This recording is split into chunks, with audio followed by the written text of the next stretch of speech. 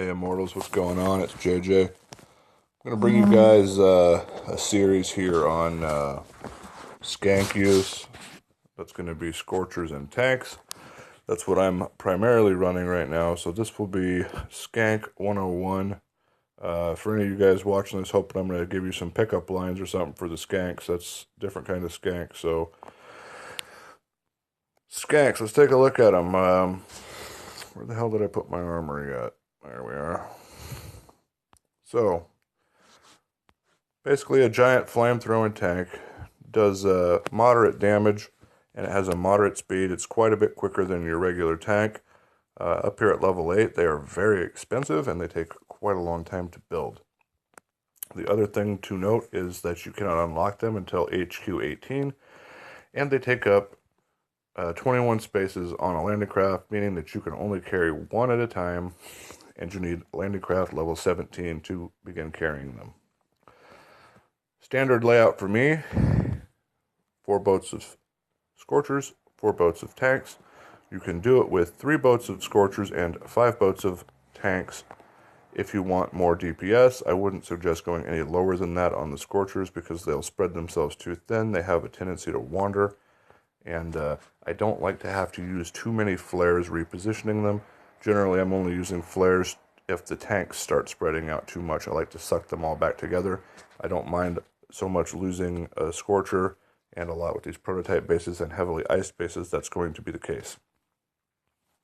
Looking at my base here, let's talk about the scorcher's big enemies.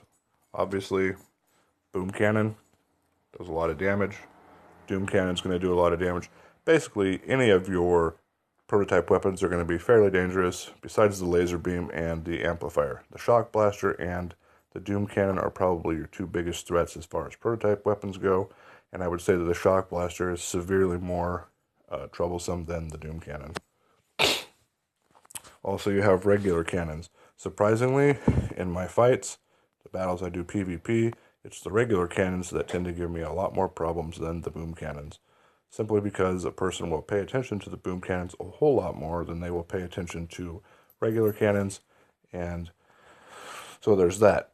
The nice thing about a scorcher, beach base like mine, you don't have to worry about shocking that boom cannon right off the bat. You could, but you don't have to. 4 scorchers and tanks behind will finish that off, and you will not have to use any gunboat energy to stop that. Bringing me to another point of scorchers, the big difference between them and tanks, I would say, is this. You want to try to take out the guns that are further back in the base first, because your scorchers can soak up a ton of damage up front, but by the time they get to the back towards the HQ, that's where they're going to be low on health. And surprisingly, the biggest loss of scorchers that I've had in this game, the number 1 gun that takes out my scorchers, flamethrowers.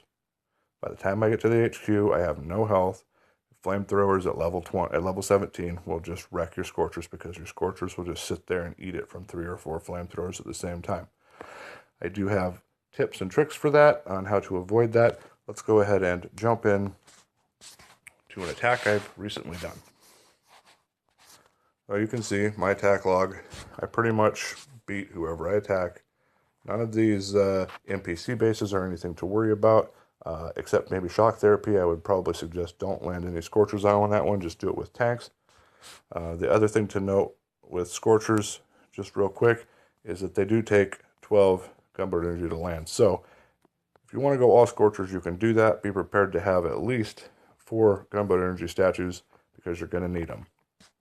On the topic of statues, you can see my statue set up over here, running 4 gunboat statues.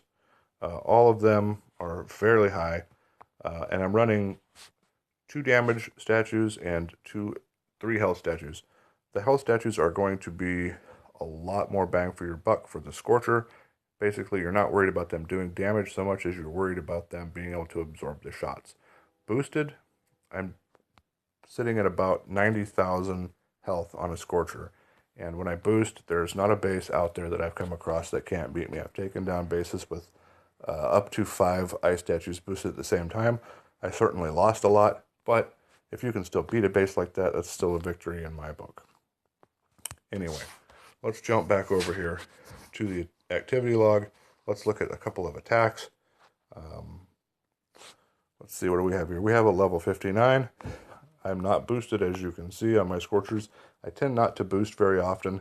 I don't really have a problem with beating bases, even unboosted, until they start getting over 3 ice statues. Over 3 ice statues, you're not quite doing enough damage that you can afford to not boost. You really need a little bit of an extra nudge. So let's go ahead and take a look here. This guy apparently is all offense. You see I landed my troops. It's best to land your tanks first because they're slower and it'll just be a little bit easier to get everything going. You can see I'm going ahead and I'm taking out that Doom Cannon in the back, like I said earlier, to focus on the guns in the back because they're the ones that by the time you get back there, your Scorchers are going to already be damaged. So those are the ones that you want to watch out for. As I'm creeping up here, you can see that I'm taking care of that Shock Blaster. The Shock Blaster is the biggest threat on this because of the shock duration. It's only a level 1, but that's going to be the one that I need to get rid of. I'm deciding that I'm going to flank over here on the right side, so I'm taking out the back right Boom Cannon while trying to maintain the shock on the front, Shock Blaster and the Boom Cannon there. At this point, here comes my flare. Maybe I'll drop a couple of smokes just to get over there, and you can see that a couple of my Scorchers are down there in the red already. Beachfront bases are going to give you a lot of problems like that because Scorchers, while they can take a lot of damage, they tend to run off into where they're getting shot by 5 or 6 buildings at the same time. So now I'm far enough away from the Doom Cannon that I'm going ahead and I'm just going to take it out. If this guy had ice, I fully expect that I would have lost at least 2 Scorchers. But as you can see, I still have gunboat energy left to go ahead and deal with this base while keeping that Boom Cannon shocked. There go the critters just in case, and down goes the base. Pretty self-explanatory. I think anybody with T-Med would have beat that. The guy was fairly high level, so his cannons were high level, but he had no ice. Moving on to the next. We have a level 48. Really nothing to look at here. Nothing special. It's going to be more or less the same thing. He's such a low level at this VP that it's just a joke. You can see his boom cannons or nothing. He's got one under construction, so let's just go ahead and speed through this one. There's nothing to see here.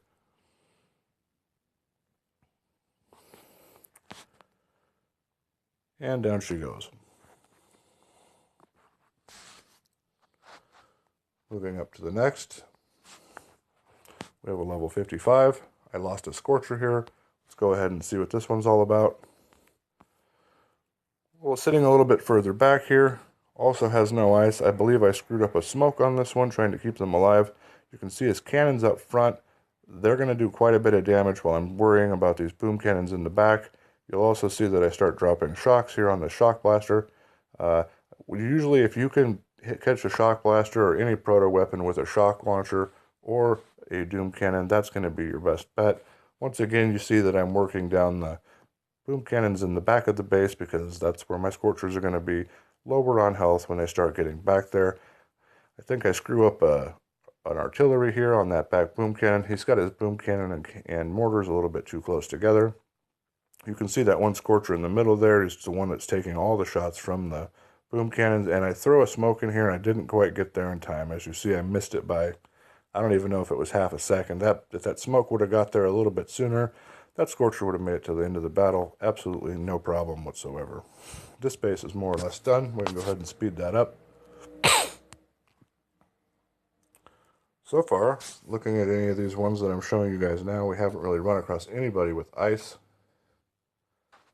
Not really too uncommon. I mean, a lot of people really like to have all offense. I don't have any ice on my base, for instance. I get wrecked by T-Med players that are 48 because you just can't stop them.